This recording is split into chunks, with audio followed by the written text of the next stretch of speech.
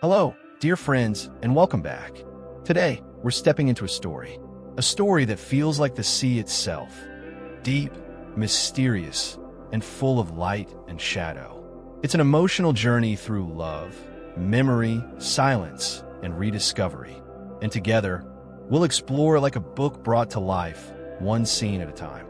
If you enjoy stories that stay with you long after they end, don't forget to like this video and subscribe to our channel. It all begins on a night in Madrid. The city is wrapped in a light haze, and the streetlights glow with a warm amber hue, like melted gold. Lucia walks quickly through the empty streets, focused, tense. She enters the apartment where she lives with Lorenzo. In the dark, the phone rings. She answers. A cold voice. The police inform her about an accident. Her eyes widen. She freezes. Then slowly, her gaze drops. There's a note from Lorenzo on the table. With a trembling hand, she picks it up and reads it. Night turns into day. Bright sunlight floods the ferry deck. Lucia stands alone, staring into the distance. Ahead of her, an endless stretch of ocean. The boat cuts gently through the water. Wind plays with her hair. Light falls across her face. She doesn't move, lost in thought. When the ferry docks, she steps barefoot onto the hot sand. Behind her, only a suitcase and silence.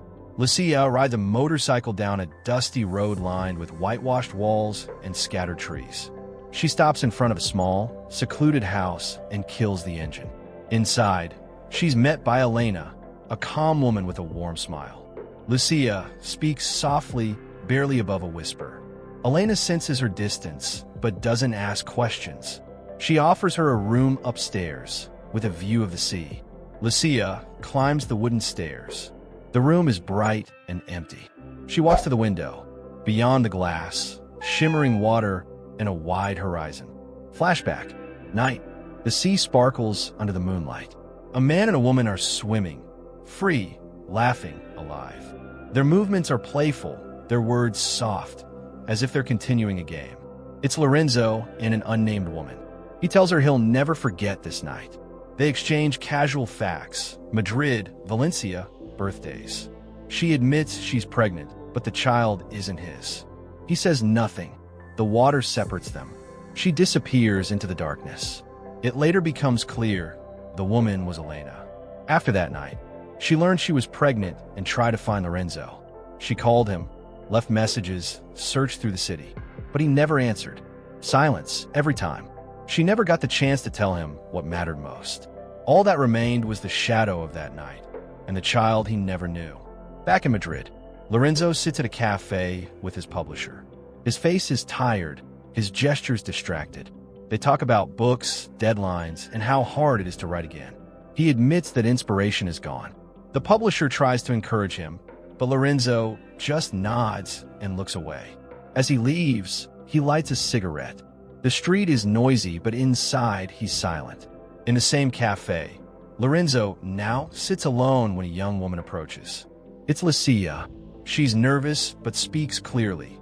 She read his novel long ago and hasn't been able to forget it.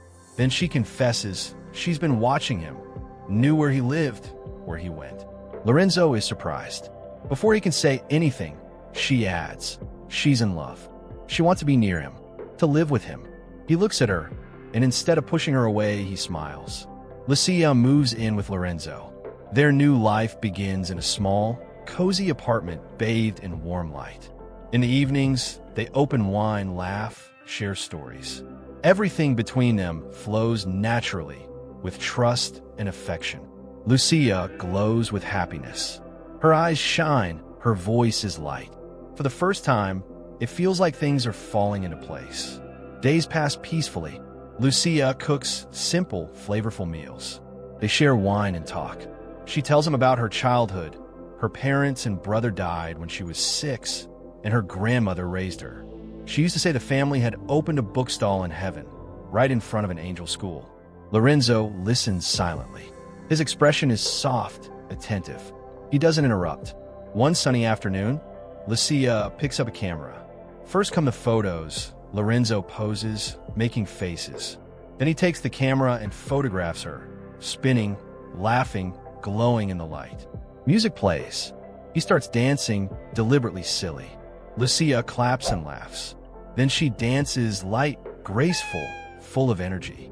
They switch roles, teasing and smiling. It's a moment built on joy and being truly themselves. One afternoon, Lorenzo walks through a park. He notices a young girl playing on a bench, alone but not lonely. She smiles at him with confidence. This is Luna. They talk easily about the sun, the moon, and names. She asks if he can be her father, but only in secret. Lorenzo smiles gently, not answering directly. Nearby sits a teenage girl watching over the child. That's Bolin, Luna's nanny. Later, Lorenzo visits the apartment where Bolin lives with her mother and a man named Antonio. The space is small, cluttered, lived in. In a quiet moment, Bolin shares something with Lorenzo. She feels confused by her emotions toward Antonio, her mother's partner. She doesn't fully understand what's happening to her. She observes everything, searching for a place in a world that feels too complicated. One day, Lucia stays home and notices Lorenzo's laptop. On the screen, an unfinished manuscript. She begins to read. The story mentions a girl named Luna, a distant island, a hidden father. The details feel too specific. She keeps reading, her expression tightening. When Lorenzo returns, she asks about it. He dodges the question, blaming the creative process. A quiet tension fills the room. Back on the island, Lucia walks along the shore, her feet in the sand, the sea breeze in her hair. She notices a man emerging from the water, mask and fins in hand. It's Carlos. He's a diver working nearby. They speak briefly. He says the island isn't real, just a floating lid covering caves and emptiness below. His voice is calm but distant. Lucia doesn't question him, but she listens carefully. That same day, Lucia hears a child's voice singing on the porch. A little girl dances in the sun. It's Luna, the same girl from the park. Here, she's bright, open, full of life. Elena watches her fondly. Lucia is surprised but hides it. Later, Elena offers her to stay longer. It's different here, she says. Calmer. Lucia simply nods. At night, Elena sits by her computer. A message window is open. Someone with a lighthouse icon sends poetic lines about stories that fall into silence before beginning again, about the chance to change course if we give ourselves time. She reads the words aloud. Lucia listens. They sound like they were meant just for them. The messages continue, short, symbolic, like pages from an unfinished novel. A story doesn't end, he writes. It just drops into the quiet, waiting to begin again from the middle. Lucia repeats one of the lines. You can change your course. The only thing you need is time. They sit with these thoughts, not speaking but understanding. In a softly lit hospital room, Lorenzo begins to wake. His friend Pepe is sitting beside him. Lorenzo's face is pale, his eyes searching. He asks where Lucia is. Pepe explains. After the accident, she vanished. She thinks he's dead. Lorenzo remains silent. Then, quietly, he says, I know where she might be. Evening falls on the island. On the terrace, Lucia and Elena prepare dinner. The scent of herbs and baked bread fills the air. They sit together, listening to the sea. Elena speaks about her past, about people who came and left, about the weight of memory. Lucia listens with soft eyes. Then Elena says, from now on, I want to be nothing but happy. Lucia smiles. I hope it's contagious, she replies. The next morning, Elena walks inland and knocks on a door. Antonio opens. She's calm but firm. She asks questions about Bolin, about what really happened.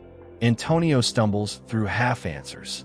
Elena doesn't raise her voice, but her eyes are clear. If the truth doesn't come, she'll take action. Antonio looks away. She turns and leaves. That same day, a man arrives on the island. It's Lorenzo. He walks the familiar path, a suitcase in hand. At the guest house, Lucia opens the door and sees him. She freezes for a moment. Then comes a small smile. No words. They sit together later, side by side, watching the sea. Things are back in place, but nothing is the same. Morning. A soft light covers the island. Lorenzo sits at a table, typing. He writes about someone who fell into a hole, but found his way back. A story that doesn't end, but begins again from the middle. He types, "You can change your course. The only thing you need is time." At the same moment, Lucia walks to the water's edge. She looks out. Lorenzo joins her. In the quiet between them, something whole. A lighthouse blinks in the distance, as if to say, it's still possible.